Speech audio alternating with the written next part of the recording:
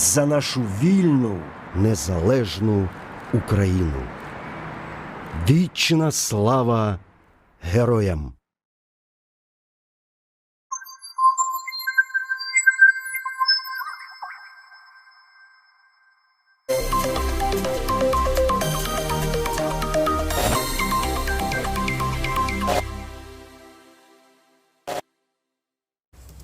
Мої вітання, редколегія, обіцяна вечірня о 19-й, Дмитро Крапивенко, Аліна Васильєва, Роман Скрипін, Катерина Супрун. Всі ми тут, на місці, і будемо обговорювати актуальні події. А актуальні події у нас відомі, хоча постійно з'являються якісь нові інформаційні приводи. Я навіть знаю, за що ти зараз скажеш. Про які про Рагулівну, будемо. Ну і про Рагулівну теж, тому що їх забанили на Ютубі. А ми, канал прямо? Так, прямо весь канал, а ми її не полишаємо в самоті в цій ситуації і кажемо, що у нас в чатіку є лінк на новий канал, в описі під відео є лінк на новий канал, в телеграм-каналі у нас є також лінк на Танін новий канал. Я останньо переписувався до ефіру. Підписуйтесь. От доповідаю. І я думаю, що це не секретна переписка. А ми просто насправді не радилися і просто сказали з Бодю, давай запостимо Танін новий канал. Абсолютно правильно. Тобто у нас синхронізація С, це не Скрипін, це синхронізація. Вона глибока, і тому вони там по-своєму. Я останньо переписувався і кажу, ну ви ж не були поза мережею якоюсь, ну тому що YouTube канали або в мережі, або самі по собі. Вони були самі по собі. Забанити такий канал, ну, це не треба дуже сильно напружуватися на правду. Тобто 3 страйки і все, до побачення, українське телебачення. Вони були поза мережею. Ти маєш на увазі компанії, які допомагають? Ну, от ми, скажімо, в мережі Air. От, я про це. Ніхто ж не розуміє, що значить поза мережею? Ну, агентство інтернет-прав, ну, тобто мережа є мережеві такі штуки, там, де ми віддаємо частину свого прибутку з YouTube цій компанії, яка захищає наші права. Тобто вони є адвокат. Мережа – це захист. Треба пояснити так. всім блогерам, абсолютно. Початківцям і так далі, Так, що абсолютно точно. приналежність до мережі убезпечує вас від жорстокого. Не завжди, тому що за Євробачення нас... Як вакцинація. Нас отак зробили за Євробачення, правда, саме Євробачення потім самоліквідувалося. От, але це сумна історія насправді. І а забанили наглухо, да, канал Танін? Знищили. В неї немає доступу навіть до архіву. Угу. В неї є другий канал, але це значить, що все фігня, давай Це значить все, що в інтернеті немає нічого вічного. Щось колись ти можеш звідти зникнути. Канал там і так Ні, далі. Я не згоден. Чому? У нас це не буде темою редколегії, тому що треба думати про свою безпеку завжди. Згоден. Безпекові питання, вони дуже важливі. Саме тобто, так. Те, що називається дамп або дублювання.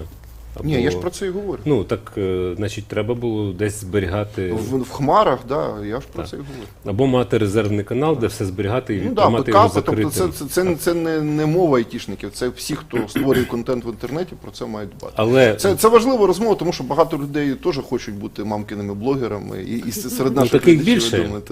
Таких більше, і це прекрасно. Насправді, це дуже добре, тому що це називається розвиток інформаційного суспільства в тому вигляді, в якому він є. Монополія... А не ці ваші вільні медіа, да? Вибачте. От мені зараз, знаєш, боляче з кількох боків з точки зору здорового глузду. Тобто я цим людям напряму говорив, що треба зробити, щоб так не було. І тим, і тим, і тим, і тим. Але... Ви зараз пташину мову якось виходите. Я своєю пташиною фактично, знаєш, ну окей, тому я краще закрию рот і скажу, що треба пити чай. Я от теж хочу сказати, давай чай зробимо. Це простіше, так, бо для мене це зрозуміло абсолютно все.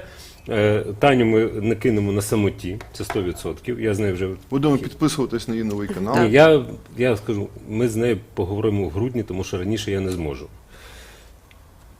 Чай. Все, на цьому крапка. Вам який чай?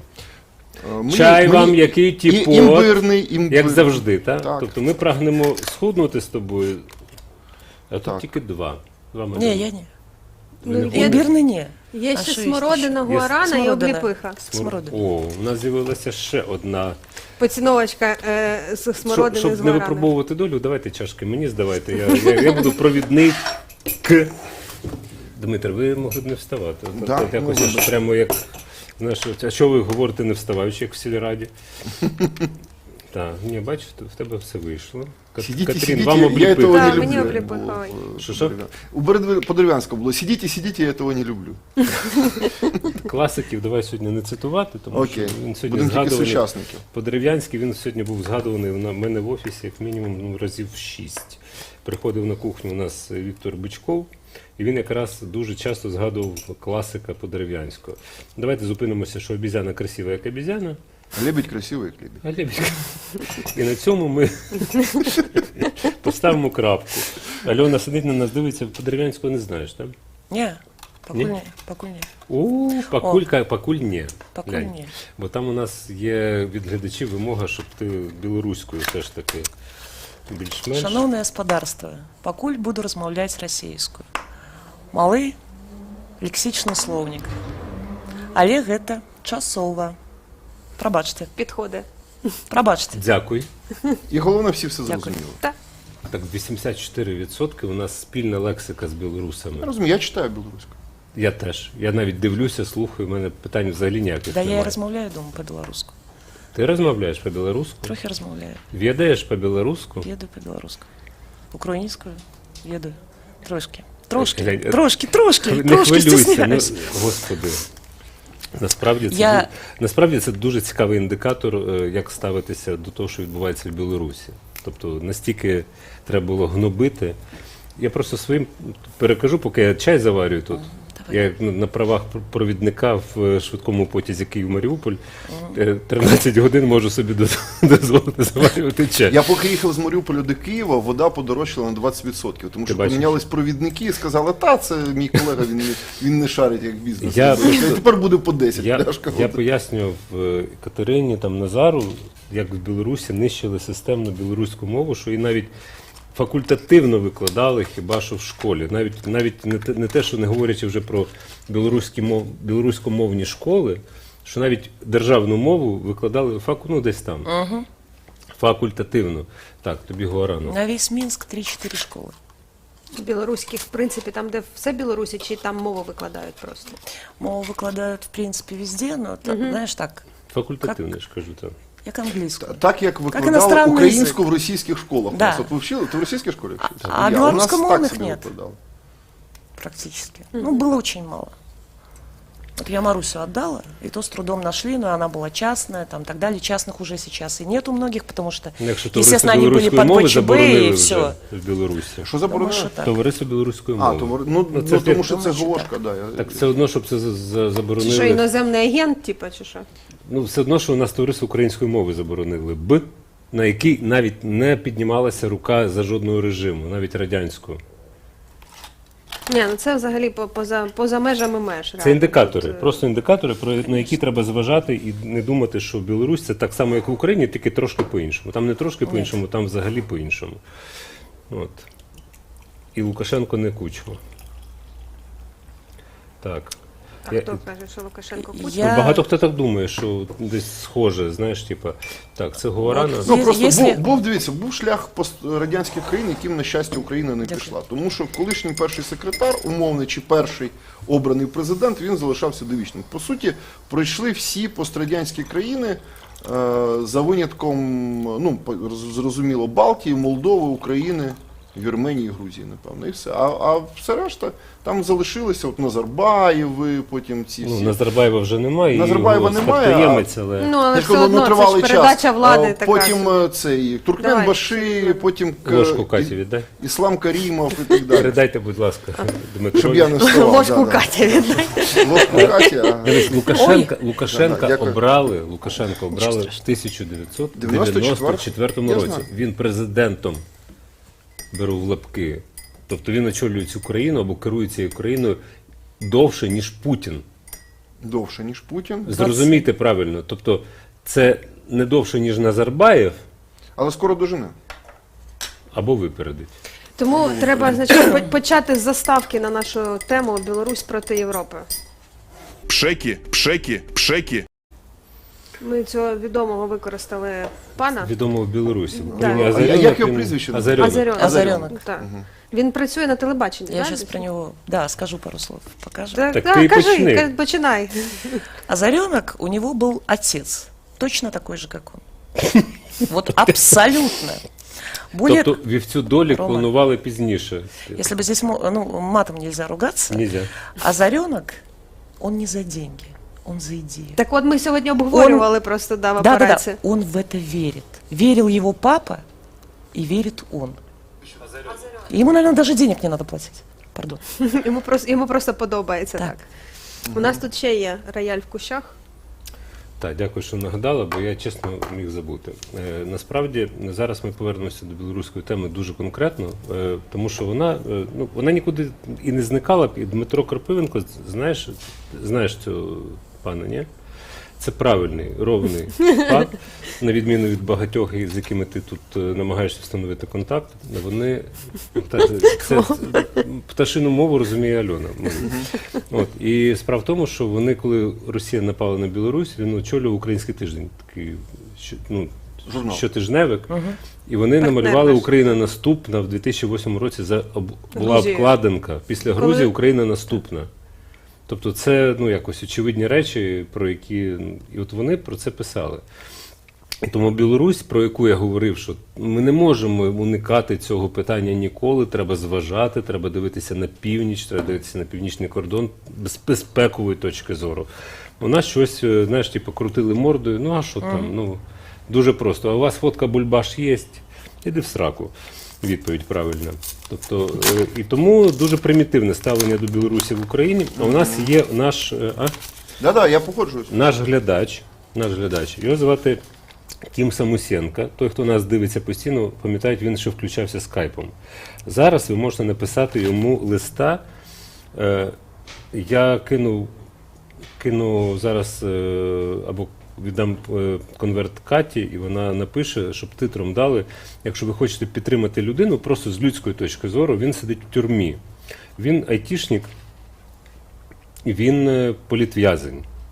У нього дружина з України, з Кропивницького, у них є дитина, і дитина росте без батька, а Кіма все ж таки скрутив режим Лукашенка. І ми листуємося, ми надсилаємо помірну можливу допомогу йому. І ось прийшов лист, я тільки що його відкрив, я ще не читав його, від Кіма Самусенки. Це на ефір віддати, адресу, кому писати. Бо Леся Житкова, вона приходила до нас і спілкується з нами, і він ще й малює в тюрмі. Тут цікаві штуки. Коли почалась Друга світова війна, і Йосип, в нього є равлик Йосип.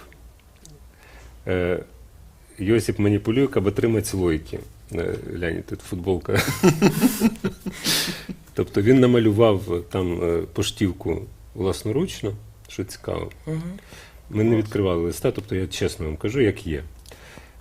Це треба відсканити і поставити у нас в пабліки, очевидно. Кім, молодець, він білоруськомовний, між іншим, що дуже велика рідкість. І зараз я спробую білоруською, як можу, прочитати листа, бо він пише білоруською. Романе і усіх, хто побач, вітаю. Леся каже, що моє віншування до 14.10 не дійшло. Тому вирішив написати листа, де намалював вам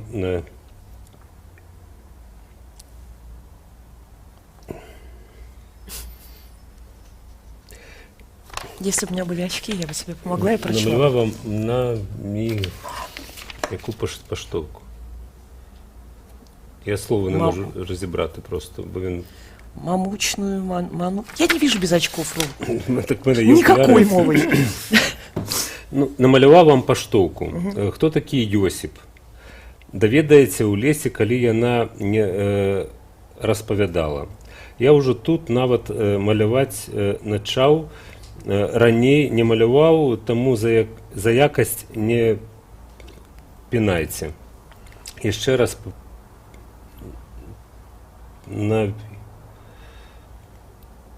повіншую. Повіншую. Я ще раз повіншую з прошовшим святом і пожадаю, каб ви усьої країни святкували тільки свої святи і більш ніколи не узгоравали свята окупантів. Як звичайно, дякую за вашу працю. Яна невероятно корисна. Чим більше я знаходжуся в інформаційній пастці державної СМІ, тим більше розумію, наскільки такі, як ви, потрібні і корисні. Ми розповісти, здається, і нам чого сиджу. Хутко уже суд ди присуд, а там бачно буде. Що там у знешнім світі відбувається, я амаль і не ведаю, бо краніц інформаційної амаль нема. Але те, що робиться, цікаве. Як мені здається, є на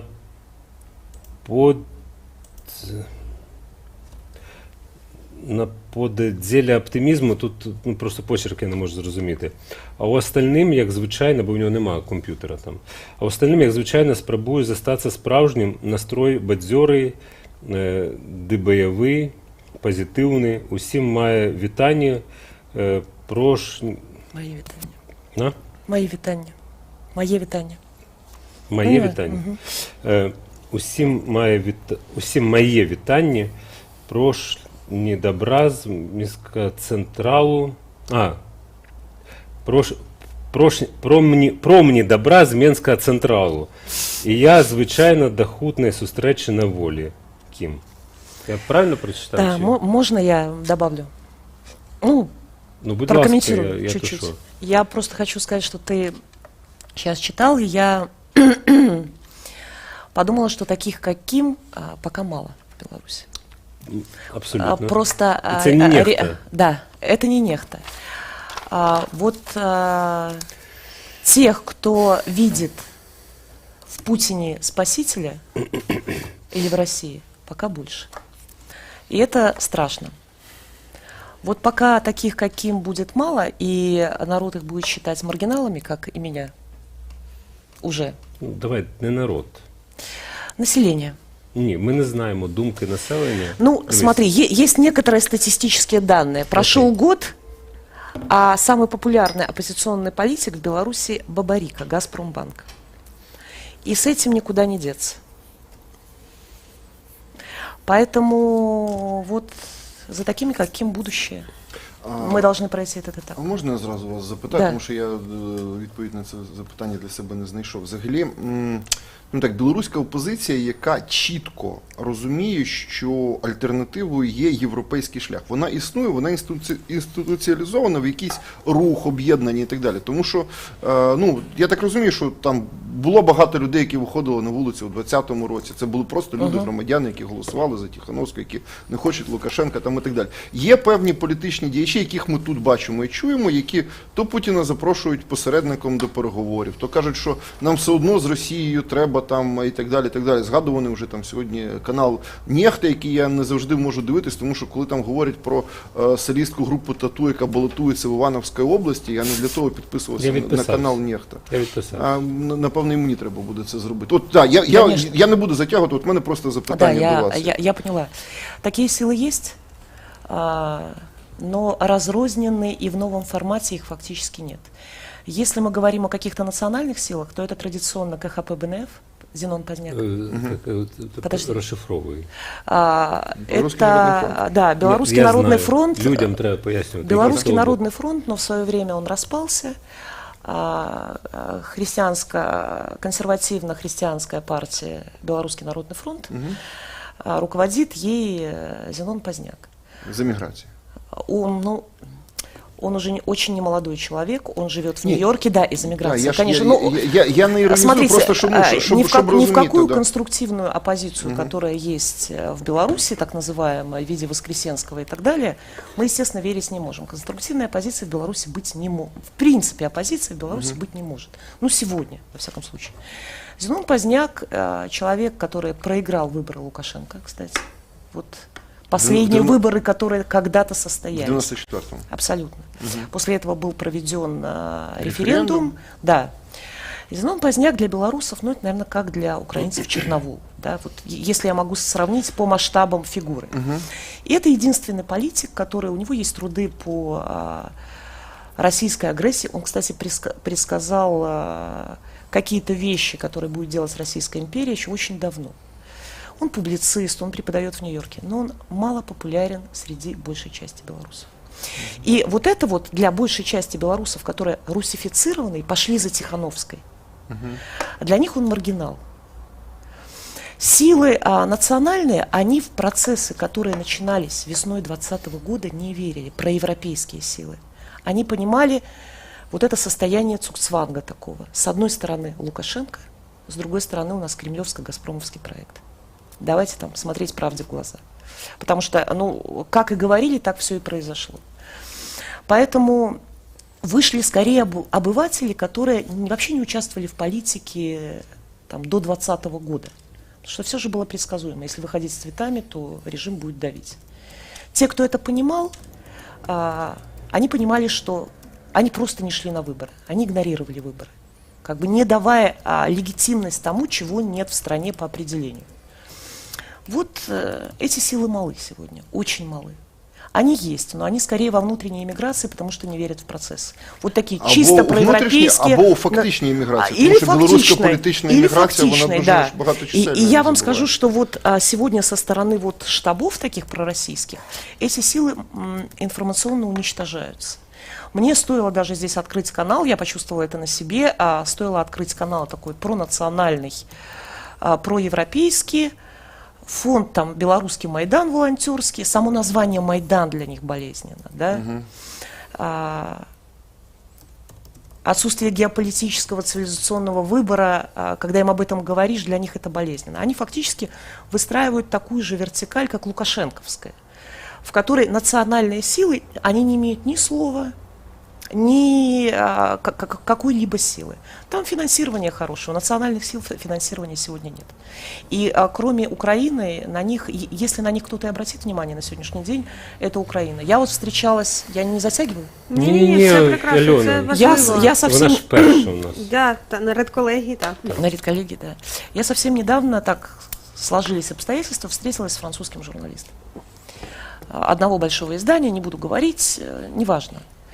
И я задала ему вопрос. Вот мы делаем медиа, наша мечта, мы начинаем сделать белорусско-украинское медиа единых смыслов цивилизационных, противодействующая российской пропаганде. Она сегодня в Беларуси, даже в Демсми, где сидят одни российские либералы в качестве экспертов. Абсолютно, там, Кацы, я не знаю, Гудковы там и так далее. Я с ним говорю про это, он говорит, ну вы же, говорит, ваши шансы очень малы. Я говорю, почему? Говорит, вы идете в противовес истеблишменту, штабам, а в Европе признаны они на сегодняшний день. Если вы ведете в противовес истеблишменту, вы стоите и к ним в оппозиции, и к Лукашенко, и к путинскому режиму, ваши шансы, дивні, да. да, ваши шансы на что-то очень малы. Я говорю, так а где же ваша там, дальновидность, пресловутая демократия? Там? Так в чем она? В итоге... И вот так получается, что люди, которые даже делают, пытаются сделать там медиа, блог какой-то, они идут на поклон, так сказать, новой оппозиции для того, чтобы получить к себе какое-то финансирование. Ну а дальше о свободе слова уже и думать не приходится. Ну, ти коли називаєш прізвище, ну, Кац, я то розумію, хто такий Кац, ну, не всі розуміють. Ну это хто все такий Кац. московские Ну, блогеры, журналисты, слава богу, что не разумеют. Так, так, тут немає проблеми. Да. Я не бачу сенсу пояснювати навіть. хто це. Абсолютно. Это как бы российские блогеры, Мене либеральное вчили, сообщество коли я там и так навчався далее. журналістиці і після закінчення університету, мене навчали, що все треба пояснювати. Я розумію, але ми в умовах війни з росіянами і, знаєш, зайвий раз піарити, хто Не з такий росіянами, Кац, з московітами. з московітами, хто такий Кац і Гудков, ну, було б дивно. Ну, Ні, знаєш. ні, Це ні, псевдоліберальний я стану на відеоблогер. бік Романа, тому що, дивіться, у нас сьогодні, хто Роман правильно сказав, у нас дуже примітивне розуміння процесів в Білорусі. Тут, в Україні, в масі своїй, навіть не то, що в масі, а в більшості журналістів, і вони дупля не нарізають, що насправді відбувається в Білорусі. І що це означає до нас? Це з одного боку. З другого боку, да. У нас тут жодного білоруського прізвища, окрім Лукашенко, отак от в масах невідомо взагалі. Тихановського, правда, вже знають віднедавна. На жаль. Тому треба пояснити, хто такий Кац, хто такий Гудков, хоча б двома словами, тому що, скажімо так, я впевнений, що більшість людей у нас не знає, що їхні опозиційні медіа курують російські ліберали. Я думаю, що це зараз для багатьох людей стало свіжою інформацією. Ми це можемо знати, але в масі свої люди у нас про це не знають. Адреса, куди можна написати листа Ага. Кіму на екрані, О. можете, от вона буде поки що триматися, можете, якщо хочете, написати листа. Якщо ви напишете, що ви глядачі Скрипін.ua, йому, я думаю, що Так. буде також тричі приємніше. Поміж іншого, хочу зазначити, що ви можете не тільки листа написати, а зробити якусь посилку, хіба що там шалені обмеження, але наш стікер-пак Кім отримав. Наш стікер-пак, там, де написано «Ти насрано» або «Президент». Стоп, Наприклад, чекай, Бодя правильно пише, не треба посилку, тому що там по вазі обмеження. Якщо ви раз будете кажу, надсилати, я то зараз- родичі я не зараз- зможуть потім надіслати. зараз скажу. Ти маєш на увазі вкладення в лист зробити, а не Вкладення посилку. в лист і навіть Так. посилку, але будьте обережні, не треба надсилати все. Все неможливо надіслати. Навіть те, що стосується речей, ну, типа, там не вітаються яскраві речі. Тобто має Ні, бути... взагалі, Рома, це погана ідея. Тому Все, що не надсилайте нічого. не надсилайте Надсилайте посилок. лист. Не надсилайте посилок. Якщо треба, ми надамо координати Лесі, і через Лесю краще так передати, вона знає всі тонкощі. Тому що ми навіть сушку віддали Лесі, тому що вона мала розрізати, пересипати для того, щоб Так, все. тюремні передачі це дуже тонка Я річ, згоден, вона все, я обмежена здаюся. по періодичності, по вазі, і тільки коли людина з родичами спілкується, вона каже, що їй треба. А якщо в цю періодичність вклиниться якась ліва посилка, він від родичів отримує відповідний Все, посил. Так, я зупиняю. Ні, не треба ніяких посилок, просто напишіть листа. Так. Напишіть листа, книжки надсилати не треба, бо там вони теж цензуруються. Тобто книжку навіть надіслати неможливо. Просто напишіть листа, хорошого, теплого, те, що ви вважаєте за необхідне. Підтримати людину, яка сидить за ґратами, яка Немає не, доступу до інтернету. яка не і відстрілювалася, на відміну від відомого нам випадку в Мінську, коли просто мирна людина, до якої КГБ ламало двері, просто почала відстрілюватися, і цю людину було вбито. Кіма його ув'язнили, і йому світить, на жаль, за тими законами і розумінням нами, що там просто вироки виписуються на колінці, що називається, йому світить від 5 до 8 років. На жаль. І я б хотів, щоб він, ясна річ, що вийшов раніше. Я так пов'язав білоруський прапор на нашому балконі, власне, з звільненням Кіма. Я б хотів підняти прапор білоруський на нашому балконі раніше. Червоно-білий. Якщо Альона На балконі дасть... тижня він, до речі, теж висить. Ми зняли після того, як я зрозумів, що Тихановська це не історія Це ж не національний Альони. прапор Білорусі. Там Якщо же Альона Тихановська дасть на ньому мені зображена. зараз розпорядження, я назад поверну прапор. Пока нет. Бач, поки ні. Окей. Тому А що я- я хотів би справжньої Білорусі, справжньої демократії, справжнього протесту і розуміння тих людей. Ми за них нічого зробити не можемо. За них ніхто боротися не буде. Я Альоні просто пояснював досить такі прості речі. Напишіть листа Кіму. І прості речі, що коли ми боролися за свою Україну свого часу, за Кучми, не за Радянського Союзу навіть пізніше, я американцям і всім європейцям пояснював, ви підтримайте нас, бо ми хочемо змін в країні, там демократичні сили, зробіть для нас безвіз. Підтримайте нас. Вони казали, ми за вас битися не будемо, ви самі це маєте зробити, пройти цей Абсолютно шлях. справедливо. І я те саме кажу Альоні, що ви не сподівайтеся, що хтось за вас щось зробить, хоч якби це прикро не звучало. Вони цього не чують, вони егоїсти. І вам, білорусам, не Альоні, а всім білорусам, які хочуть своєї країни, не частини Російської Федерації, тобто Московії імперії, а справжньої Білорусі, треба зрозуміти кілька речей, що за вас ніхто битися не буде. Ініціатива має бути у ваших руках. Це по-перше. Ніхто за вас на вулиці виходити не буде. Мирний протест неможливий. Ви цим нічого ніколи не досягнете. Він можливий, але він безрезультативний. Неможливий він. Результат буде нульовий. Ну, це я про це неможливий. Даже сказала отрицательно. Це неможливий результат. І треба розуміти, що у випадку розлучення з Російською, тобто Московською імперією, вам доведеться заплатити високу ціну, тому що вони церемонитися не будуть і вони будуть вас вбивати. Безапеляційно і без всяких там сумнівів і докорів сумління. Це треба зрозуміти. Жодна країна, яка виходила з імперії, не вийшла звідти без крові. На цьому крапка. Я все Або будуть сказав. використовувати просто для того, щоб вирішити якісь свої політичні питання. Це вже лишатися Це всередині я процесу. говорю Я зараз кажу про вихід. теперішні події, які відбуваються на польсько-білоруському кордоні. У нас є відео, польські прикордонники, в них твіттер активний дуже, вони постять дуже багато матеріалів з того, що на кордоні відбувається. От там зараз є відео, це центр Мінська. Це центр Мінська, і там мігранти, як вони там перебувають в самому Мінську, як це виглядає. Тобто ці люди поліції, тобто міліції не перешкоджають. Так, от вони правильно? просто там собі зі своїми конечно. речами в центрі міста, в пішохідних переходах, а оце вже відео з кордону, і як виглядає це з гелікоптера, я так розумію, знято. Бачите натовп з боку Білорусі і польських... Буси. Ні, це польські А, прикордонники. це польські Так, прикордонники. З польського боку. Це Я польський, зрозумів, да, да, це дякую. польський бік. От, і там зараз фоном буде відео. Я дивився один відос, де ці мігранти, вони говорять, що у нас повне сприяння білоруської міліції. Повне сприяння. Та Вони ще й нас... отут треба зі звуком.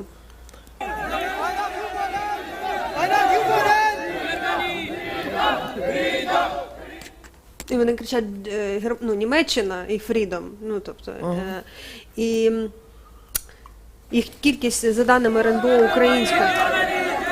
Джермані. Треба Deutschland вже. За даними українських правоохоронних органів, там близько 15 тисяч осіб зараз на кордоні перебуває, і їх кількість може збільшуватися відповідно. Там ми бачили матеріали про те, що посольство Білорусі в Туреччині видає громадянам Ємену, Сирії, Іраку, вони видають туристичні візи до Білорусі. І таким чином люди потрапляють в Білорусь. Крім того, оприлюднені Вони є запустили відео. чималу кількість рейсів з іракських міст, зі Стамбула. Так, і є відео, де самі мігранти говорять про те, що ми розуміємо, що нас використовують як зброю Росії проти Європи, але ми хочемо потрапити в Німеччину, тому що ми хочемо потрапити в Європу, тому що ми маємо право на те, щоб отримати статус біженця. І мені просто цікаво, як всередині Білорусі, як люди собі це пояснюють. От сталося так, що приїжджають просто масово люди з країн Ближнього Сходу і йдуть через Білорусь на кордон з Польщею. Да? Ну, ми Азарьонка бачили, пшеки, ясно. Там, і якщо, він там говорить, і якщо вас навіть не турбує плач дитини, то що ви взагалі тоді за люди? От як собі всередині країни пояснюють оцю кількість мігрантів, які, вони ж раніше через Білорусь не намагалися потрапити до Європи, а тут от одиничні раптом. випадки були. Ну, Да, одиничні да, це не да. те, що Ні, ми абсолютно не спостерігаємо. те, що- Як от всередині країни, що там говорять? Що це за чому ці люди опинилися в Білорусі, в принципі? Смотри, реакция такая вот, а реакция показывает весь срез белорусского общества. Вот какой он есть. Реакция сторонников Лукашенко, сволочной Запад, которые вдруг, они же не анализируют. Вот вдруг вот появились люди, которые там, им требуется помощь, да, это сторонники Лукашенко. Которые покупаются на пропаганду, почему не пускают, типа сволочи ябачки поляки, такие да. Это одна часть. Кто-то молчит, кому-то неприятно. Вторая часть – это поклонники Светланы Тихановской, да, и, скажем, штабов. Это те люди, которые ругают Лукашенко, но сознательно принижают роль российскую роль в данной ситуации. Вчера буквально смотрю интервью, или позавчера, Ковалевский. Это руководитель, да. Речник в Тихановской Да, ОВА. руководитель сейчас ее кабинета, и он там занимается международной политикой. И ему задают вопрос, это при том, что Белсат вполне В Берлине. аффилированная, задает вопрос по поводу Путина. Он говорит, вы мне, пожалуйста, Путина, не надо сюда приплетать. Вы опять Россию хотите приплести, не надо. Вот у нас Лукашенко. Это все Лукашенко. Это все Лукашенко. То есть вот эта часть, да? Да. Така радість. Знаешь, большая часть Підпишіться на белорусов, канал Міновіта онлайн, просто там це все є. просто большая часть Телеграме и на белорусов Ютубе. живет с логикой, как будто Российской Федерации не существует. Как будто есть независимая Беларусь. Есть вот такой независимый Лукашенко. Никаких процессов там нет. Это спустя больше года протестов, когда уже и сливов, и понятно все. И Путин, который поддерживает, да, и техникой, и деньгами, и всем остальным. Ну, то есть, так вот эта часть, она, естественно, ненавидит Лукашенко, но ждет решений, возможно, встреч, как Ангела Меркель, которая позвонила Путину и попросила помочь разобраться. Да, Путін сказав, Понимаешь? поговоріть Да. з Лукашенком, Да, ну, да, да. самі там Так, розберіться. так, Це так, они. як Путін постійно каже, говорить з лідерами ЛНР, ДНР. Йому тут при Во. чому? Ми ж не ведемо війни на Донбасі. Именно так. Именно так. Мені просто, ну, насправді я це питання поставила, бо вчора в розмові з мамою, да, ми говорили про те, що а як люди собі це пояснюють, що от така кількість 15 тисяч, це просто, ну, величезна кількість людей. 40 літаків за тиждень прилітає в Мінськ, да, ну, окей, найменше це скільки? 200, да, людей в літаку може бути? Найменше беремо, не найбільше, найменше. Тобто, з чого раптом ці люди взяли і полетіли? Ну, тобто, тут же ж Дивись, тут має бути тут якесь пояснення Тут є цьому. один нюанс. Це ж Білорусь не межує ні з Сирією, ні з Іраком. Так що- от я ж що про ці це і люди- говорю, Що ці ну, люди просто абсолютно. могли нахлинути в Білорусь і там десь там якось розчинитися і перетікати на західний кордон. Цей процес, я зараз скажу дуже банальну річ, контрольований. Тобто люди прилітають, їх дуже часто в Мінську аеропорту, там який там Мінськ-2 називається, чи які садять в буси організовано Везуть до кордону. і везуть в ліс. Тобто я думаю, що мешканець яких-небудь умовних Барановичі цих мігрантів в очі не бачить. Це не так, що просто всю Білорусь наводнили Ну, ні, ну біженці картинку ж там. по телевізору він бачить. Картинку він бачить у вигляді Озарьонка, Катя. Якщо він дуже захоче, то він через VPN може подивитися Білсат. Ну, для цього треба зробити чимало зусиль. Да? А картинку, яку показує телевізор, це от те, що ми тут тільки що на початку ставили. Тому це якби це не те, що я кажу, що в кожному білоруському місті десь там, от як в Парижі було влітку там якого вже 18-19 року, коли на кожній вулиці сиділи мігранти з Сирії. Ну, просто або я вони в там- 15-му році бачила в Угорщині мігрантів з Сирії тоді. Так. Це ж не так. Тобто це людям турагенція пропонує там ціни різні від 700 до 3000 доларів за білоруську візу і переліт до Білорусі. Вони роблять цей переліт і далі дуже часто їх там зустрічають, надають якусь першу там допомогу. А далі Намет, спальник Да. і вперед. І карімат. А звідки беруться ці кліщі для Так я ж перекусування про це абсолютно колючого і дроту? говорю. Звідки беруться ці лопати? Ви собі яку людину з лопатою пропустять в літак? І що це за біженець, який З лопатою летить. з лопатою, з сокирою і ще і з чим завгодно. Тобто це контрольовано. І більшість з цих 15 тисяч вони сконцентровані ж в цій прикордонній смузі Я з Польщею за зараз. це хотів сказати, що до цього білоруські прикордонники були дуже пильні. Тут вони впритул, Так. ну от реально впритул до кордону розбивають свої табори. Так. Без дозволу офіційної влади це зробити неможливо. в'їхати неможливо. В жодній прикордонній зоні будь-якої країни. Ну так. Це ж Тобто- неконтрольований шматок території виходить. Це специфічний там режим працює. Ви навіть коли по Україні ви їдете, у вас може з'явитися... Прикордонний район, так. Да. Так.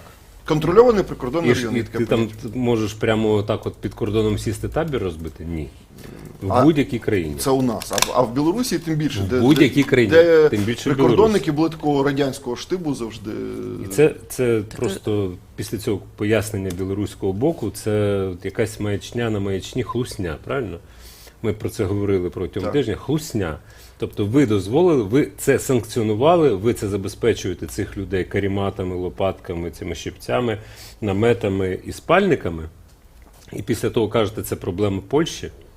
І ви ведете цих людей на той прикордонний пункт, там, де немає пішого переходу. Так тут нема прикордонного пункту, да. Ну, Ні, вони так, йшли, проходу, вони я ж маю на увазі. згорнули це, але там автомобільний перехід.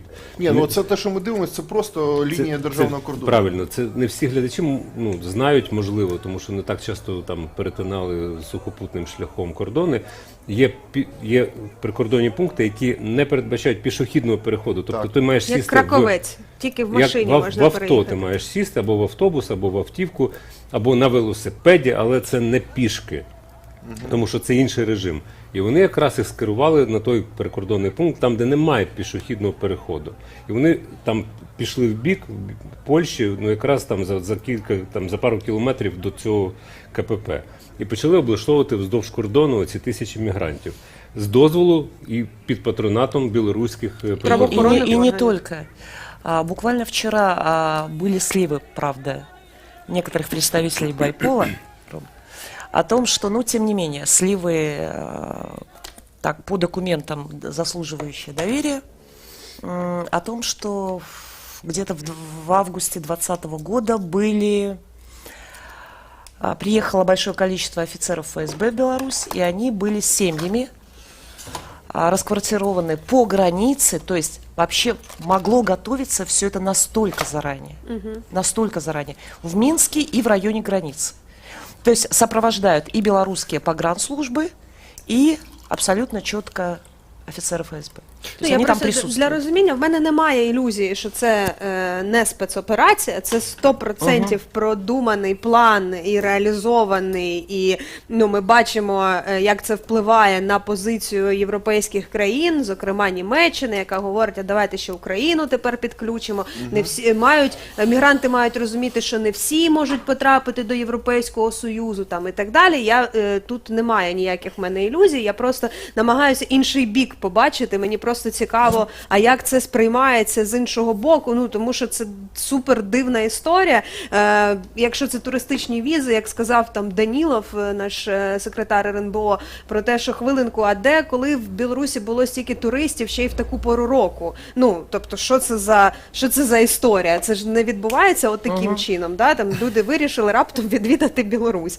Серйозно, це ж не так виглядає, і результати ми бачимо. Україна відреагувала на пропозицію, хто там він, фахівець з міжнародних питань. Від соцдемпартії. Да, від соцдемпартії, який сказав, що давайте в Україну. От, будь ласка, Олексій Данілов прокоментував пропозицію Німеччини. Рекомендувати дуже просто. У нас на засіданні Ради безпеки і оборони це питання, скажімо так, ми розглядали цю відповідну заяву пана Шмідта. У нас є пропозиція соціал-демократів Німеччини взяти собі додому, скажімо так, по 2, по 3, по 5, скажімо так, до себе. Якщо мале місто Бундестагі, у них там є кабінети, хай вони беруть їх до себе і хай вони там знаходяться. Чого це, з якого переляку ми маємо їх брати до себе, якщо німці про них мають піклуватися. Таке було питання. Дуже дивно, коли німці починають, скажімо так, нам розповідати, що нам з цього приводу робити. Така пропозиція, до речі, прозвучала, я не жартую, що їм саме соціал-демократам з цього приводу. А тим часом українські правоохоронці і прикордонники, вони посилюють патрулювання і посилюють кількість особового складу на кордонах. Є відео від Міністерства внутрішніх справ з коментарями міністра внутрішніх справ і голови Державної прикордонної служби. Подивимось.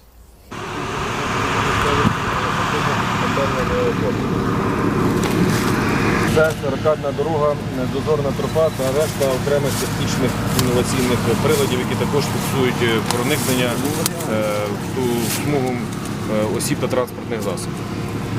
Вони охороняють державний кордон в основному по тилових напрямках. Дуже рідко можна побачити прикордонний наряд Республіки Білорусь безпосередньо на державному кордоні.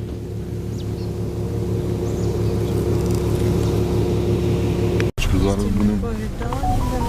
Там можна роумінг не виключити.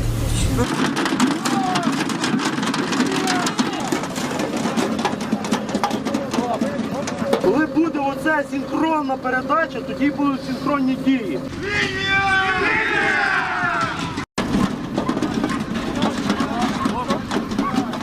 Якщо будуть летіти коктейлі Молотова, каміння, якісь кирпичі і так далі, ми будемо стояти на місці і не будемо відступати назад. Наша задача – стримати опір.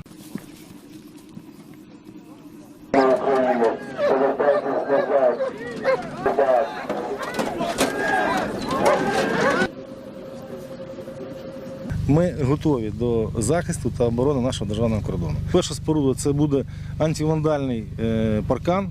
Наступний етап – це контрольно-слідова смуга, рокадна дорога.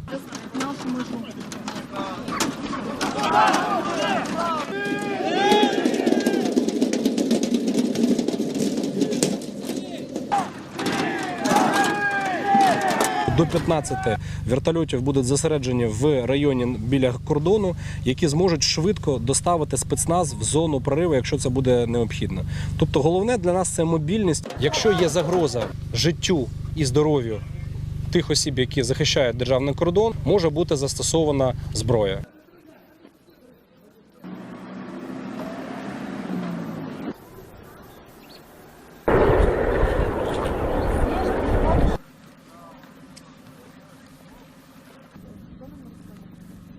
шлагбаум на кордоні, це шлагбаум в базовий табір при кордоні. Ну, але просто дивно, що вони це Ні, ну, показали. слухайте, люди приїхали в Кругом поле, розгорнули табір, поставили собі такий.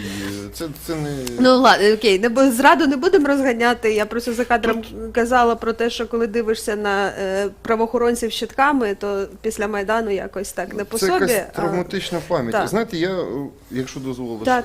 я б хотів, щоб ми поговорили про те, що насправді відбувається, да? І хто які цілі переслідує. Я висловлю свої версії, ви висловіть свої, тому що мені здається, це насправді найважливіше. Тобто створюється криза на кордоні. Один зі сценаріїв подій, щоб просто створити казус беллі. Якщо поляки почнуть стріляти по білоруській території, це може стати прологом до прикордонного інциденту і навіть знову Польща. до розгортання повноцінної війни. Можливо, такий сценарій передбачається. Другий сценарій, мені здається, більш лайтовим, але знову ж таки, це вся політика Путіна точно з 2014 року по відношенню до Європи – це пробивання слабких місць. А що ви нам зробите, якщо ми зайдемо в Україну? А що ви нам зробимо, якщо ми будемо літати над країнами Балтії? Якщо ви зробите, якщо ми зараз сконцентруємо тут якусь неймовірну армаду там біля ваших натівських кордонів? І це створюється для того, щоб сказати, не хочете іммігрантів, дайте Лукашенкові гроші. Це, до речі, і прагматичний підхід, бо Путін вже це фінансувати теж трохи не з руки. Та хай Європа фінансує. Ми ж, ніхто ж не проконтролює потік цих грошей, куди вони підуть. На білоруський ОМОН чи підуть на облаштування цих таборів. Вони спекулюють на священних для Європейського Союзу речах. Гуманізм, там, ставлення до біженців, до надання політичного притулку, до прав людини в кінці кінців. Тому що це з точки зору, чому німці так про це говорять, ну не можна бекпуш робити на кордоні, бо раптом там є біженці. Тобто це дуже зручна тема. Що стосується України, я вже зараз не буду коментувати слова німецьких політиків, Бог з ними. Розумієте, війна – це завжди історія про ресурси. Да? Ми зараз вимушено створюємо собі ще одну потенційну ділянку фронту. Ми розтягуємо війська, нехай це поки прикордонні і Нацгвардія. Тобто війна – це ресурси, їх там треба забезпечувати, треба будувати зараз ті укріплення і так далі. Тобто це ще один крок в цій війні. Ну, власне, в мене все про справжні мотиви того, що відбувається на кордоні з Польщею, з Литвою, до речі, там така ж сама була ситуація. І, можливо, для України є якийсь інший сценарій. Не мігрантів сюди, а якась там, не знаю, військова провокація. Я не виключаю цього, що для того, щоб завдати удара з того напрямку. Я, з вашого дозволу, поки ви тут говорили, дивилися, я на Google Maps. Можемо відкрити тут Google Maps. Ну, саме Maps. Не твою зараз я карту. відкрию. Так, і розумієте, я дивився, скільки у нас ділянок перекрито річками або водоймами, дуже не так і багато. Кордон, він специфічний, він зазвичай йде по ось тут, скажімо, в Чернігівській області, ну давай. А це якраз зона відчуження. Правильно, ну там яка різниця, зона відчуження чи не відчуження? Тут воно буде йти по річці, бач, криве таке, це кордон по річці. І кордони дуже часто йдуть по річках, ну тому що це природня перешкода. І добре, якщо це так. У нас отут дуже багато ділянок, де ніяких річок немає. Ну тут десь є, там епізодично. І що відбувається? Тобто ви маєте суходіл, через який можуть йти мігранти, будь-хто може йти. Я вже 3 роки тому чи 4 говорив, що зверніть увагу на північний кордон. Там ясно все. Тепер ми беремо в більш глобальному. Я коли сказав у безсмертному під час ефіру на тижні, що Україна в мішку, а вона в мішку. Тому що ось дивись, що у нас виходить. У нас виходить так. У нас виходить ось, у нас виходить тут Придністров'я. Це не мішок, ні хіба? Ну, в принципі. Тобто у нас є величезний периметр кордону ворожий. Так. Якби ми не хотіли або хотіли. Це пряма агресія, це потенційна, тому що це союзники військові. По-іншому ніяк не буде. Молдова, Придністров'я, там не так багато військових, все одно, якщо що, можна застосувати. Але тут поруч Крим, не забувайте. Тут є ще українські вежі, які бойка так звані, які Росія забрала, московіти забрали. Тобто, що ми маємо? Ми маємо таке оточення України на сьогоднішній день. У нас єдине, що Польща, через яку транзит зараз закритий, правильно ж? через Ти ковідні почитав, обмеження. я, можливо, не дочитала до кінця. Закритий. Так. Словаччина відкритий, Угорщина відкритий, Румунія відкритий. І от у нас виходить мішок. У нас довкола тут москалі, тут от москалі, в Грузії москалі, тут москалі, ось москалі самі по собі. Отут от це підмоскалики. Що ви після цього хочете мені розказувати про стратегії і взагалі? Ви грали коли-небудь в цивілізацію, в стратегії, я не знаю. У мене питання не до вас, а до нашого керівництва. Ну пограйте, знаєш, от перед тим, як стати мером Києва, ну, пограй в SimCity. Або цей симулятор життя бомжа теж хороший. Так, ну, на виживання. Багато різних ігор, є симуляторів. Ми маємо на сьогоднішній день небезпеку з півночі, зі сходу, з півдня у вигляді Криму і ось тут от з боку Молдови. Це небезпека, яка у нас на сьогоднішній день існує. Чим у нас є сили перекрити тут, тут, тут і тут, у мене величезне питання. Я могу добавить единственное, Петр. С большего согласна, не согласна по поводу денег Лукашенко, и Путин, мне кажется, не заинтересован в том, чтобы Запад давал деньги Лукашенко. А тут питання самого контакту з Лукашенком, Так. який перебуває під санкціями і, в принципі, не є персоною, з якою спілкуються європейські політики. Все так. Но если исходить из парадигмы, что для Путина важно захватить и аннексировать эту территорию, у нас уже происходит ползучая аннексия в экономическом плане. Да? Все предприятия, благодаря санкциям, кстати, которые продавливает кабинет Тихановской, они ж не принимаются зеркальные против России. Скажем, там, они принимаются против Белкали, заходит Уралкали. Раз, и это уже не белорусское предприятие, а российское. Сейчас против Белавия принимают, против Аэрофлота это не принимают. Раз, и это уже Аэрофлот. Я к тому, что для меня больше похоже на историю, когда создается провокация, вооруженный конфликт на западной границе, и, естественно, тут врубается ОДКБ, союзное государство, и полномасштабно заходят войска, так скажем, на защиту союзного государства. Це вже відбувається, да. от, будь ласка, вже висадка десанту відбулася, ну, типу, під виглядом перевірки, типу, військових, злагодження бойового і так далі, хоча вони ж в них регулярні відбуваються, крім того, Навчання і Запад і так навчання далі. Запад, да, тобто це ж... Це з одного боку. З другого боку, знаєте, ми прожили в умовах холодної війни, виходить, скільки там, 50 років? І таке відбувалося постійно. Перекидання військ до кордону, проведення навчань і так далі, на щастя, без глобального зіткнення. Я, чесно кажучи, доволі скептично сприймаю фронтальну війну Росії з Польщею, да? Тому що це країна НАТО. А от спробувати, а що ви нам зробите? Ми вам мігрантів, ми вам, почнете стріляти, ну буде, а ви не боїтесь, типу, ми ж тут союзна держава там, і так далі.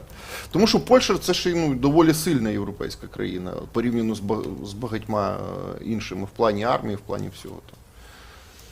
Ну, тут просто... І головне, що вона член НАТО. Можливо, зрозумієте, створиться інцидентик, сказати, а ви будете 5-ту статтю НАТО застосовувати? Там же теж не так все просто з 5-ю статтею НАТО, про яку всі так говорять, що це просто от раз і я в доміки. Вона захищає у випадку прямої зовнішньої агресії іншої країни. Якщо там з'являться якісь парамілітарні утворення, завжди можна сказати, так ви не зрозуміли, з ким воюєте. Це якісь незрозумілі люди, без розв'язувальних знаків. Зелені чоловічки і так далі. Це дуже, насправді, непроста історія. І НАТО перебуває в кризі, теж не забуваємо. Там не так багато охочих воювати за Польщу, чи тим більше за Балтію. Це показує соціологія, це не мої вигадки там, чи телеканали наш. Це об'єктивна річ. І німецький бойовий дух зовсім слабенький. Там взагалі мало охочих служити в Бундесвері, і там ще є своя криза. Тому вони, користуючись цією кризою, хочуть... Це суто така, знаєте, гопницька логіка. А що ти мені зробиш?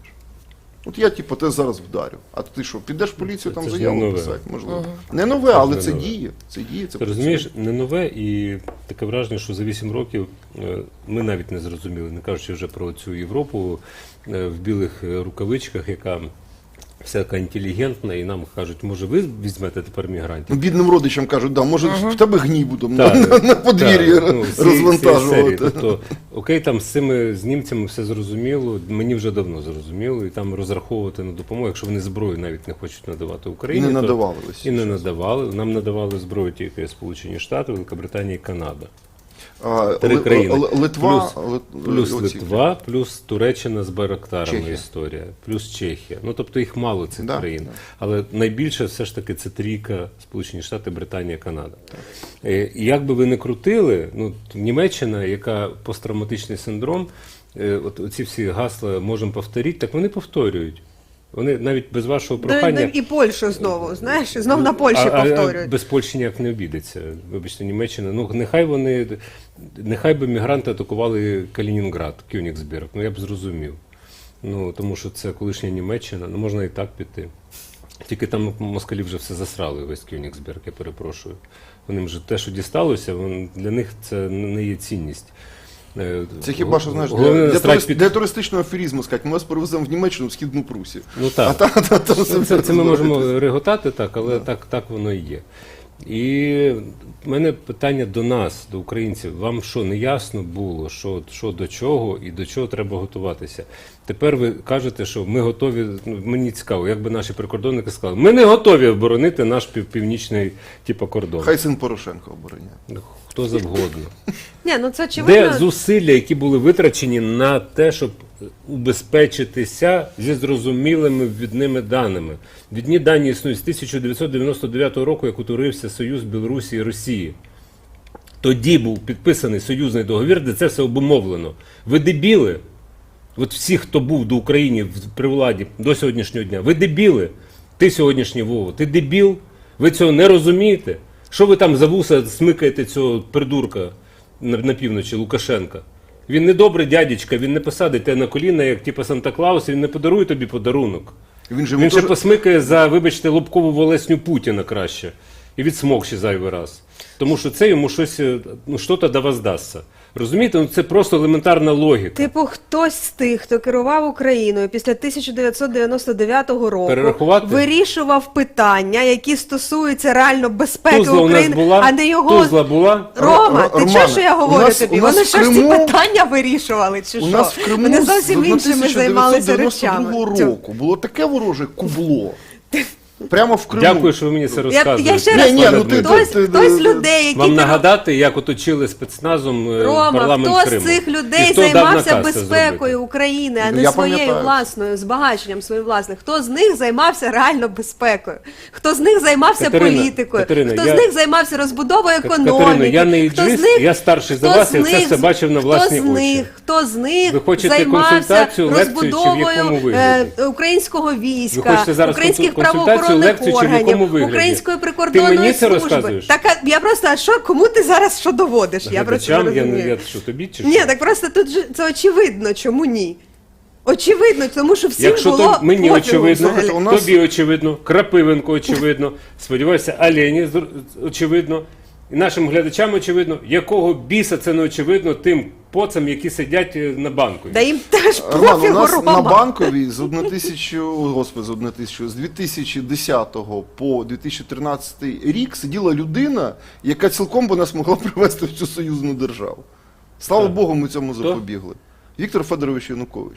Якщо це, от що за Віктор Федорович Янукович? Ну точно, як в суді. Там Віктор. на всіх називають Просто по імені і по Це батькові. по імені по батькові, це така звичка дуже погана, вона московіцька. Владимир Владимирович Путін, Володимир Олександрович Зеленський. Так просто Янукович, він же теж в Московії, тому і по-московськи якби. Ладно, ти вже доколупуєшся до слів. Ти зрозумів, про що я, да? Я доколупуюсь, як вам не соромно, Дмитре. І українська столітня Що, пан традиція. Віктор Янукович, Дивіться, треба сказати? чи одна... Вітьок, він розуміє тільки Вітьок, і йому ще репан треба виписати, тоді він точно розуміє. Ні, але Просто не зробили це далі би Грибовскайте свого часу. Я абсолютно Вісьок теж по-москальськи. вважаю, що одна з реформ, яка нас чекає, це відмова від по батькові. Це справді річ, від якої треба в Україні відмовитись і нічого не пояснювати. Просто сказати, це не наше, цього не потрібно. І тоді до чиновників будуть звертатися зовсім інакше. Не там... Та це вже в Україні, на щастя, вже це вже відходить до чиновників якось ставитися так. Ну, бо вони самі себе так поводять. Але це не дає відповіді на питання, які Роман поставив емоційно, тому що ці люди, вони і зараз не займаються тим, чим мали би займатися. Просто... Я вірю в українські Збройні Сили, і я вірю в те, що в Генштабі є люди, які розуміють, звідки небезпека можлива. Але ресурс – це зовсім інше питання. Генштаб не може просто так самовільно сказати: так, хлопці, давайте ми зараз пару бригад перекинемо на білоруський кордон. Не може. Не може, Генштаб очевидно. без політичної волі людини, яка сидить на Банковій, ухвалити таке рішення. Як їх перекидати? 2 чи 2,5 – це вже там деталі. Да? Але політичне рішення приймається Верховним Головнокомандувачем, чи принаймні з погодженням з Верховним Головнокомандувачем, а кожен Верховний Головнокомандувач завжди, навіть в умовах війни, думає, а може пронесе, ой, це ж і Білорусь, ой, ну, та ладно, давайте ми не будемо, типу, це робити, а звичайно системно і нормально це давно треба було зробити і перекрити ці кордони наглухо. Алілуя. Так це просто це знову ж таки очевидні речі. Я скинула в Телеграм проект «Стіна», слово і діло, дай мишку або відкрий. Слово і діло зробили інфографіку стосовно реалізації цього проекту, який був започаткований Дивилися на започаткований в 2014 році. Ну от, будь ласка, його стан виконання на травень 2021 року 51%. І це йдеться про кордон з Росією. Ну, це не йдеться про кордон з Білорусі. Якщо додати ще ті сотні кілометрів, то сотні? це... Тисячі. Там тисячі. Ну, от, будь ласка, якщо додати ще це, то, ну, очевидно, що це треба було робити і витрачати на це кошти. Слухайте, а насправді оце і є велике будівництво. От нормального повноцінного кордону це є велике будівництво, яке має бути йти пунктом А потім дороги всередині країни, я не заперечую. Хто там на Банковій дивиться нас? Дивиться, я ж знаю точно. Ребята, нормальна тема. Велике будівництво, пункт 3. Тобто у нас дороги, потім реінновація, там реставрація. Можна на кожному прикордонному Спочатку стовбі це писати пункт за 1. сприяння президенту Да, України. пишіть, Бог з ним! Пишіть. І це обов'язок президента України. І Яценюка з лопатою туди, будь ласка, щоб я дивився. Онлайн. Щоб він сам особисто Так, будував. звичайно. Він же ж обіцяв. Він знову оживився, каже, треба будувати. Арсеній Стіна Яценюк. А було б таке подвижництво. Він закінчив свою каденцію як прем'єр-міністр. І пішов І пішов будувати як стіну. на БАМ. Такий от самітник такий, от просто місія. Сам стоїть, купає, да? Місія. І попередники, і Кучма з лопатою. Ну він уже пенсійного віку, він І вже що? просто в А стройбат така не якийсь годиться. Нехай чай заварює. Ну, Оце хіба що. це можливо, так. Даніле, чайку. Осуществляє общее руководство. Даніле, чайку. Запис. Віктор Андрійович, я зараз меду принесу. Ні, ну просто я до того, що зараз дуже просто давати термінові брифінги і розповідати тут, що ай-яй-яй-ой-ой, на кордонах війська російські. Я про це і казав. Привіт! У нас, якби хто не знав, що у нас війна, і що на кордонах російські війська. Ну да, так а кордони де? Ну, що у нас? До речі, зверніть увагу, що в 2021 році на 2% засвоєно бюджет на проєкт «Стіна». Це теж суто така наша історія, тримати бабки до грудня, а потім їх осваювати. Мерзлу землю ломами, значить, Дивись, тут дзьобати. насправді ця динаміка дуже цікава, якщо подивитися 15-й, типу, смажений півень так дзьобнув нормально, потім, якось 18-й, бум, 19-й освоєно, і в 2% у 2021 Станом на серпень, на вересень, на 8-й грубо місяць. Ну зараз 11-й. Що, вони встигнуть, типу, тобі... Та ну, ти що? Вони гроші з'їдять, закопають. Ну, це те саме, те, що ми тут бачимо, це саме стосується енергетики, теперішньої ситуації. Абсолютно точно. Ви сподівалися, що Росія вам буде вічно вугілля продавати, і у випадку чого дасть електроенергію? Ну, серйозно? Ну, це просто, камон, це їхній спосіб тиску, і вони його використають. Ну, як ви собі розділяєте, тут воюємо, а тут що, будь ласка, дайте вугілля? Як? Ну, дивись, в Білорусі, давайте ми білоруську тему якось закруглимо, я не знаю куди. З цими мігрантами ми не можемо вангувати, бо ми ні дід, ні Ванга, ні баба Ванга, які дехто беруть на себе таку функцію. Є така криза, є абсолютно гола дупа Ну, не абсолютно, а трошки в Листочком прикрито. порваних трусах та у нас на півночі. А ще в Білорусі ж конституційна реформа, типа Лукашенко референдум. І Анонсовано, причому Лавровим в першу чергу. Да. Спочатку Да. Лавров Так. сказав, що вам треба провести конституційну ким? реформу. Ну, ким? Ну, не Макійонком же, чи як Макей. Макей. Не Макеєм же. Різниці немає. Краще б Маккейном. Макаенко, знаешь, это телевидение белорусское. Вулиця Макайонка. Ти ж Вулиця щось згадав. Макайонка. Вулиця Да. Макайонка, я там був, на білоруському телебаченні свого часу. От. І тут у них референдум конституційний. Вони цей акт підписали. Тобто ні про що. Ну так. Хоча там військова співпраця якраз зазначена, і вуглеводні зазначені досить чітко. Все решта, ну давайте придумаємо герб союзної держави. Я уявляю це, знаєш. Чи там замість 2-палатного зробимо 3-палатного. Так. 4-палатне можна піти. Ну, Палату лордів зробити. Там же символіку не треба придумувати. Там просто треба поставити герб Радянського Союзу. Це буде такий компроміс. Гімн Радянського Союзу в Росії вже є. Герб Радянської Білорусі в Білорусі вже є. Трошки Тепер модифікований. об'єднати, Причому він такий об'єднати модифікований, що я би дітям в першому класі давав не Діка, дружок, 10 отличий. Тому що білоруський новий герб Хіба що герб автор БРСР. слів уже не напише нові слова. Не пише. Міхалков. Ну ще ж є Нікіта. Лукашенко сам Міхалков напише. пише. Лукашенко, да. А, до речі, над Сідою равніною і моря. Ви знаєте, що Назарбаєв брав участь в написанні гімну Казахстану безпосередньо? Ну так гласять джерела. Мене Казахстан взагалі не цікавить ніяк. Навіть у вигляді Байконура. Я тобі з точки Мене більше зору... цікавить з точки міська зору Навара, передового розумієш, Маск, а ото ні, не цікавить. Вони там через буран посварилися, якийсь чувак купив буран, а Рогозін каже, отдай буран. Каже, на. Типа, да. Це інша якась історія. паралельна реальність. Абсолютно, і тому вона не для нас. І тут там не треба видумувати нову символіку. Ну, типу, радянський герб, ну, тільки стрічки поміняти кількість, бо їх 2 буде. І а гімн уже є, і це гімн Росії, тобто Радянського Союзу, Лебедєв, Кумач і Міхалков. Соловйов Сідой. Соловйов Сідой. Ну там можна слова переписати. Нас Лукашенко вел переможним походом, знаєш, на здоров'я. На здоров'я, що називається, хіба що це все не смішно з точки зору здорового глузду, в якому ми намагаємося жити, і у нас немає адекватної відповіді на сьогоднішній день, на жаль. На цьому в цій темі поставимо крапку. Нагадуємо, у нас є інформаційний партнер «Український тиждень». Ми дуже тішимося і далі поговоримо про українські медіа, олігархів, Укрексімбанк, Геолероса, ну все там, всі зашквари. Український тиждень. Зріла аналітика мовою твоєї країни. Ми робимо точні прогнози. Україноцентричний журнал, що сповідує європейські цінності. Думки впливових і авторитетних експертів. Партнер німецького видання Die Welt. Читайте «Український тиждень». Зміст має значення. Так, далі ми говоримо про новостворений холдинг медійний «Вільні медіа». Ну що ти, Рома, знавець по створенню медіахолдингів. Медіа та закон про олігархів. Кажуть, правда очі коле.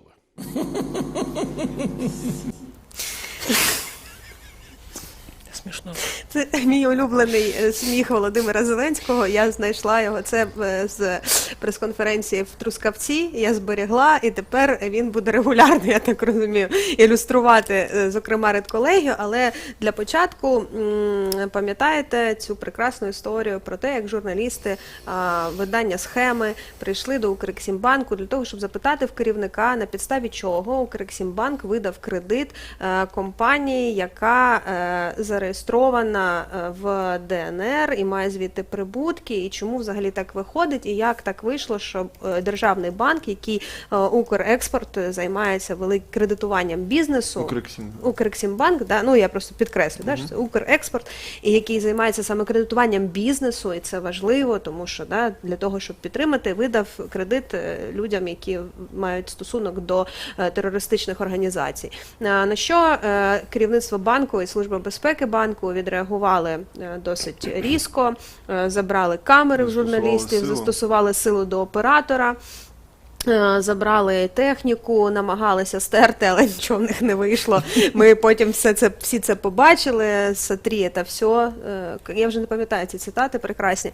І от, Це об'єкт критичної інфраструктури, оце було. Да, об'єкт це стандартне. Об'єкт критичної, тут не можна знімати, це об'єкт критичної інфраструктури, це стандартна відповідь від таких от працівників Служби безпеки. Потім правоохоронні органи звітували про те, що, значить, підозри висунуті, значить, все, ми будемо розбиратися. А керівництво банку почало службове розслідування. Значить, і потім наглядова рада банку повідомляла, що вони досліджують тепер оце кредитну цю справу і кажуть, що ніяких там особливих проблем немає. Так от, Ігор Тєльбізов, такий собі, який теж має коріння і пов'язаний з Донецьком окупованим, повернувся сьогодні на роботу під оплески співробітників. Це відбулося через те, що завершилося по ньому службове розслідування всередині банку, і тому на час якого він був відсторонений. Так, на час якого він був відсторонений. От, будь ласка, подивіться, як це відбулося. Ага. Немає відео. Немає відео, Немає ясно. відео. Це, Ну, але це всі я, бачили, я думаю. це я. Ну, ми буває. зараз покажемо. Це я, значить, могла не додати лінк, я перепрошую. Я бачив тільки стоп-кадр, ну, то відео, ну що, оплески заходить. Ні, ну це просто такі речі, Що? це демонстрація. Угу. Демонстрація чого? Угу. Якби це був приватний банк, я б сказав, ну ок, їхнє право, це державний банк. Це одне зауваження з мого боку, більше не буде ніякого.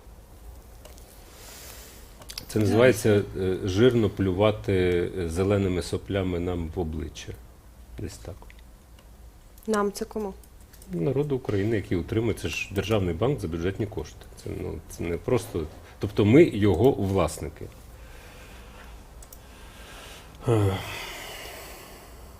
І з наших податків, ти хочеш сказати, вони отримують. Ну а як?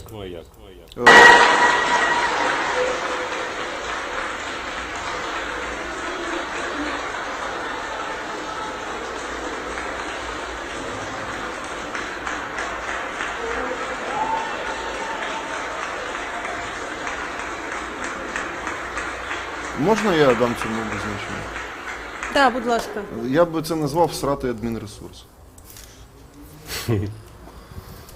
Ну, тобто, ну, серйозно, от ви вірите, що люди, співробітники банку просто сказали, ой, зараз наш шеф вернеться, давайте ми його всі привітаємо вас. І люди самі так, ні, в чатики списались, о, давайте ми зараз всі вийдемо на балкони і будемо плескати. Тобто це розпорядження його там якогось заступника, ТВО, хто він там був і так далі, що зараз прийде наш цей, давайте його підтримаємо. І от вийшли всі ці там людей 100, напевно, стоїть, да, так, якщо Ну, так порахувати. немало, да. І всі плескають в долоні. Тобто так, на жаль, працює в Україні адмінресурс, так працюють державні компанії, тому що там свободи в людей немає. Тобто там все робиться от квадратно-гніздовим методом, і це дає впевненості цим людям, що вони все роблять правильно, що вжию зараз таке радянське сполучення, трудові колективи їх підтримують. Ну і все нормально. А ці журналісти, ну, слухайте, у нас же так підривається довіра до медіа, сказати, ну ці журналісти щось там прийшли собі, навигадували. От, людина повернулась, народ його вітає, оплесками, все круто. І випадково хтось знімає на мобільник. А на Випадково. Ні, ну це на пам'ять мобільник просто. можуть знімати, тому що, ну, класно. Ну, клас. До речі, Тімбілдинг. до речі, це цікаве дослідження. Я цілком не припускаю, що людина, яка виклала це відео, вона виклала це не як дніще якесь. О, Да, шеф типа, о, повернувся, да, от я як ми його теж так думаю, що зустрічали. це нічого не має спільного. Воно з- потім понеслось уже по мережі. Все, я думаю, ми тут Що його казати, як воно, вичерпали. конечно. Що його казати, як Подивимося, воно, як, конечно, подивимося, як офіційне розслідування завершиться і що чекає на пана, як там прізвище його? Тельбізов. От. Так, значить, гучний медіаскандал тижня. Порошенко продав свої канали. Ну що це скандал? Це Та сенсація. я ж навмисно. Сенсація? Хорошо, головна медіа-сенсація. Порошенко вже без своїх медіа лишився, своїм же медійникам продав. Значить, все це, за його словами, відбувається через що? Через закон про олігархів, тому що за версією Порошенка, за законом про олігархів, хоча він називається складно, там, да, але умовний про олігархів, значить, Банкова хоче керувати, хто зможе купити медіа, тому що, щоб людина не потрапила до реєстру олігархів, вона має медіа продати. Ми на там тижні, є кілька ознак, не можна суміщати політичну діяльність і власність. Ми на тижні тримали, я в руках закон про олігархів, і там написано, що медіа може купити людина, яка має чисту ділову репутацію. І що таке от чиста ділова репутація? Розписано також в законі. Це означає, що людина не має бути, не має в неї бути судимості. Це людина, яка має право, не позбавлена права займати якісь там адміністративні посади. Тобто там дуже такі формальні речі. Насправді дивно було би, якби така людина купувала медіа, і це було би нормальним, в принципі, тому що за всіми ознаками людина з певними там характерною зовнішністю, з характерною зовнішністю купувала би тоді медіа не для того, щоб просто його розвивати і робити, значить, наше життя демократичним і прекрасним, а використовувала б його, очевидно, для своїх якихось цілей. Так от, це сенсація чи не сенсація, що Порошенко передав права на 5-й прямий канал своїм медійникам? Я думаю, що це певний тренд, якому, можливо, послідують інші олігархи, власники каналів і так далі. Тобто вони чітко показали, що є така от лазейка, можна не продавати канал, не позбуватися цього активу, а точніше цього б ніхто і не робив. Да? А замість того, щоб продавати його якомусь, там, пам'ятаєте, Козак володів телеканалами Медведчука, да? Це сумнівна схема. А можна так, медіа Медведчука до цього ж це ж зробили все, вони ж теж таке зробили. Це так зробив, якщо не помиляюсь, Шуфрич з оцим першим незалежним, чи як він називається. А спочатку це зробив Мураєв. Тобто, ця схема є, вона робоча, вона працює. І давайте так, відверто, тут же всі розуміють, що телеканали залишилися у власності Петра Олексійовича. Ти давай так от не заряджай. Тут да. Ні. Окей, тут всі розуміють. Все, вільні медіа, холдинг, вільні медіа. Рома просто намагається зараз відбити атаку по року. Ні, тут всі розуміють. Я нічого не намагаюся відбити. Це називається фейкова зміна бенефіціара. Так. Більше нічого. Фейкова зміна бенефіціара, вона відбулася, і ця схема, тобто вона вже відкатана була ворожими силами, скажімо так. Тепер це зробив Петро Олексійович. Я думаю, що так зроблять всі інші. Або придумають якусь іншу нарядну схему. Так тоді виходить, що в українських журналістів з'явиться змога, значить, побудувати вільний незалежний медіаринок? Ні. Чого це? Не був. Це ж був... Сарказм. Шутка. Множественний сарказм. Якщо тепер всі олігархи віддадуть в керування медіа свої журналістам, а журналісти збунтуються. Це так само, як кожен з нас президент. Так, ясно. В мене немає ілюзій. Що ти говориш про якісь дрібниці, там канали? У нас вся країна належить народу, кожен з нас президент. Володимир Олександрович це сказав в день своєї інавгурації. Володимир Олександрович, Вибачте, знову Володимир Олександрович. Винуватий. 10 земних поклонів. Я навіть не знаю, хто по батькові не хочу. І не треба. Я про це казав. Вони що, самі собі зарплату будуть платити? З прибутків за рекламу. Власники, тепер нові власники. Тепер ви будете, значить, працівники прямого і п'ятого доїдати щось без солі. Тому що у нових власників немає грошей утримувати наддорогі медійні проекти. Вони, звичайно, наддорогі. Офіс прямого в Парусі, цілий поверх. Я там був. Та ви що, а я по-вашому там не був? Я був, я знаю, Семенов мені казав, що він витратив на старт, тоді, коли Макєнко номінально був його власником, витратив до $7 мільйонів. Питання, як далі це хазяйство утримувати, це до нових власників звертатися чи до творчого колективу? До кого? Ви мені скажіть, я просто хотів би цих людей запитати. 5-й канал розташований на Рибальському півострові на території Ленкузні, в адміністративній будівлі, яка для цього не призначена, на 15-му поверсі. Теж справа не дешева. Оренда, амортизація техніки. Амортизація техніки, там же ж цілодобове студії, мовлення, тобто обслуговування, зранку до там, ночі, тобто там працює багато людей.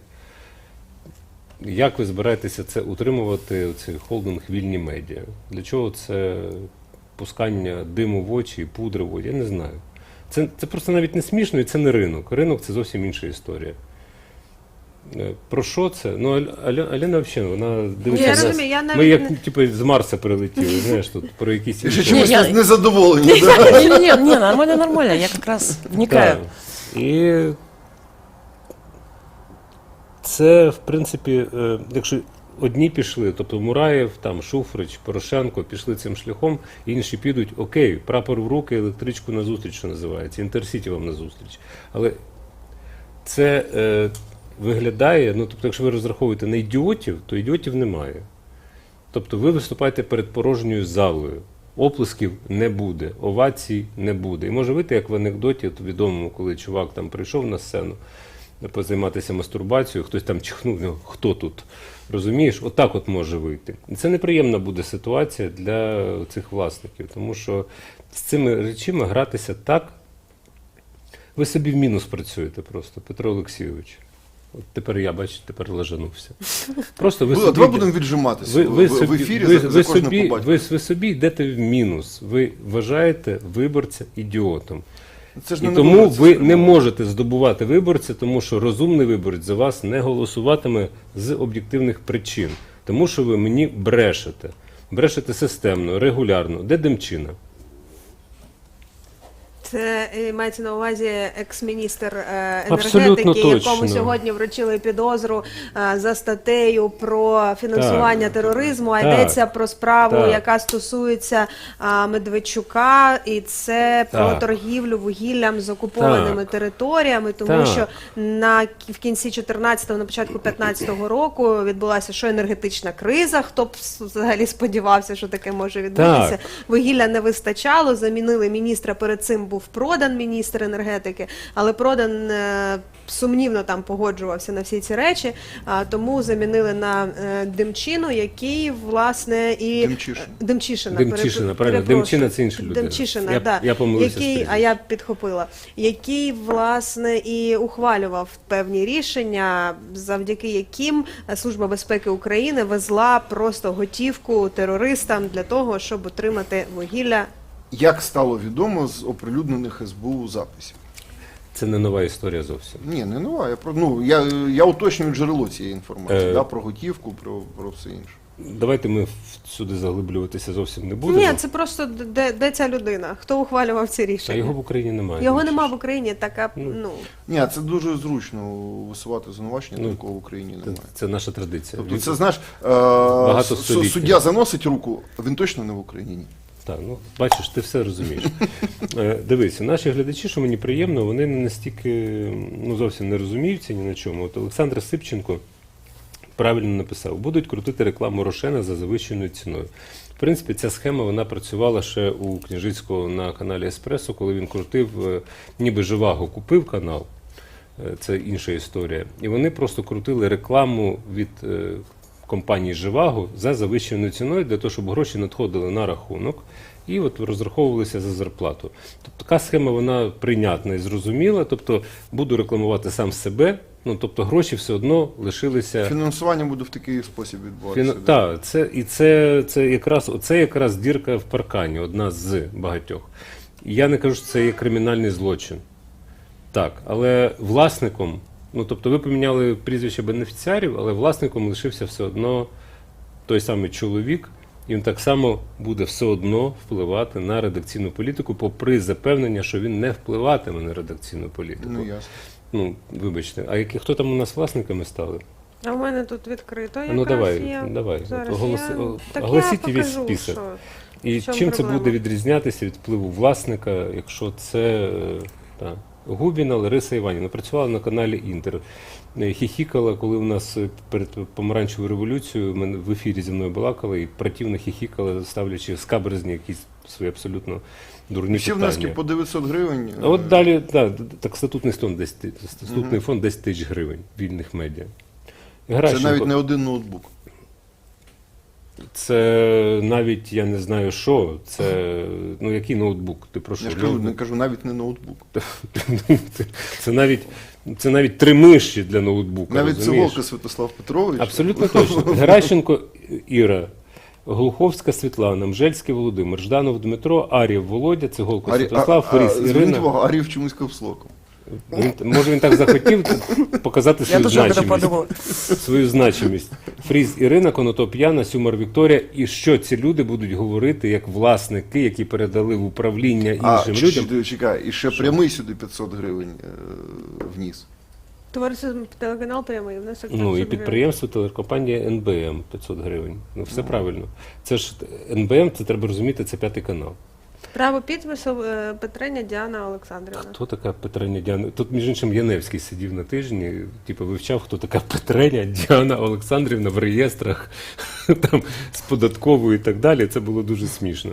От, називається, ну, по-українськи, в принципі, це, якщо дуже спрощувати, не треба нас дурити, ми ще не п'яні. Ну, куди? В які ворота? Яку політику інформаційну можуть диктувати ці люди? Після Помаранчевої революції дзвонили Геращенко Ірина, коли вона була прес-секретарем Ющенка, дзвонили нам, розказували, як працювати на 5-му каналі. Була послана В відомому напрямку, за контурними картами. Так. Тому що от і все так відбулося.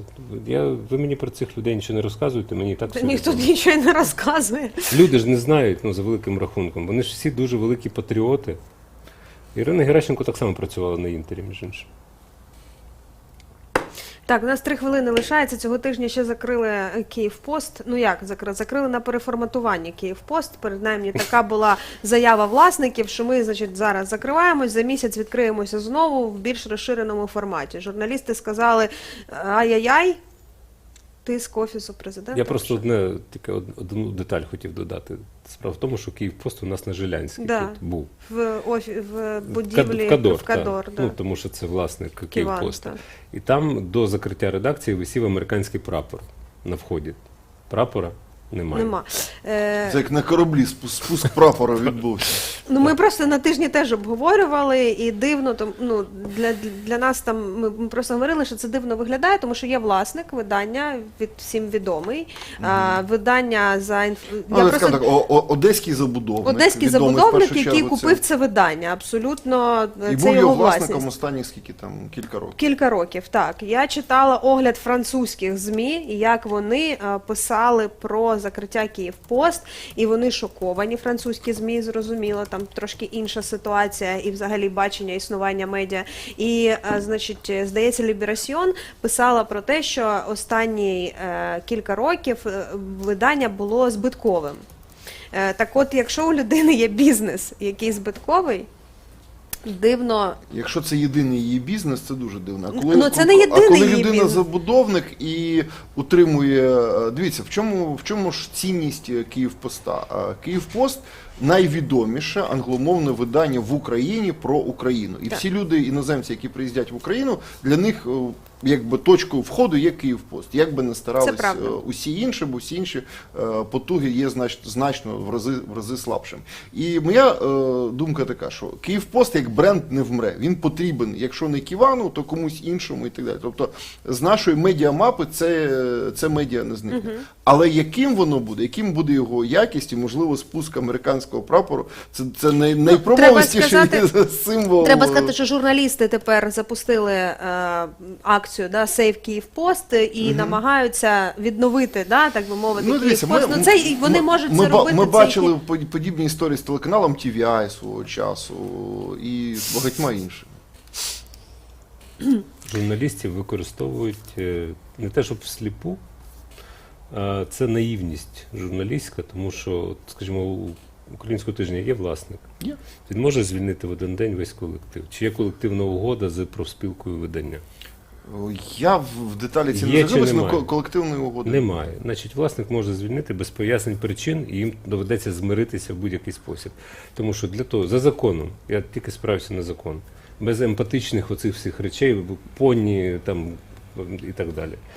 У вас є колектив, ви можете за законом утворити профспілкову організацію, вести переговори з власником, укласти колективну угоду з власником і забезпечити свої права. які будуть закріплені угодою. Після цього у власника 150 разів виникне думка, чи треба це робити. Зараз це були, очевидно, якісь усні домовленості з головним редактором, з колективом і так далі. Колектив безправний. Чи може власник їх вигнати на вулицю? Може. В один день.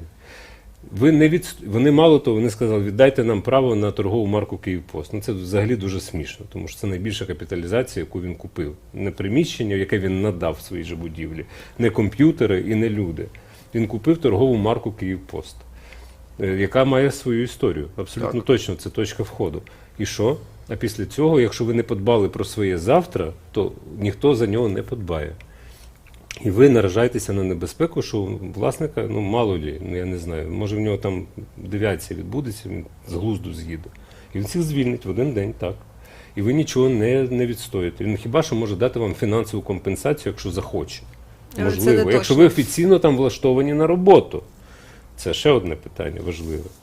Так що, от така ситуація. Неприємна ситуація, але вона вчергово доводить, що треба дбати за себе, думати наперед. Те, з чого ми починали. Так. Про YouTube-канали, які треба захищати так само. Теж. Це безпекові питання, які дуже важливі. І оці твої приклади там з Тиваєм і всім іншим, це у нас таке соціалістичне сприйняття журналістами, що я ж тут працюю вже 20 років в цьому виданні. Як ви можете його закрити? Так, можна.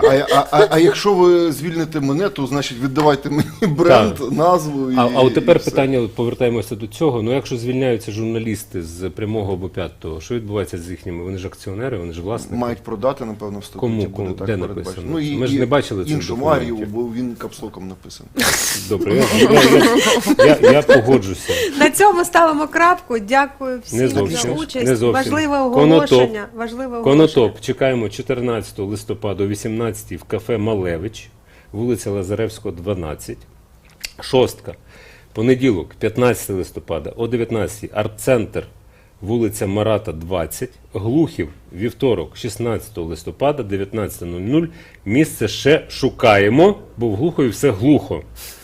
Якщо хтось знає, може написати нам в Телеграм чи Фейсбук. Ми їдемо в ДПВТ на мінімалках, що називається, в Сумську область, і готові з вами зустрічатися. Ковід-сертифікати обов'язкові, масочний режим обов'язковий, ну і вакцинація орендодавців теж обов'язкова. Лише тоді ми зможемо зібрати певну кількість людей і провести зустріч. Той, хто ковід-сертифікати можуть бути роздруковані на папері. З QR-кодом. В дії я, значить, заходжу і зчитую QR-код. Мене навчили вже наші мавпочки старого, значить, цього мавпуна. І дуже просто. Щитав, все, є QR-код, я, значить, вакцинований. Я вакцинований, я перехворів, вакцинований, все. До мене питань не має бути. До зустрічі, любі друзі, починаючи з неділі. Ще раз. Конотоп, неділя 14-18, кафе «Малевич», шостка, 15 листопада, 19:00, арт-центр. Глухівцям напружитися і стежити за нашими соцмережами. Все.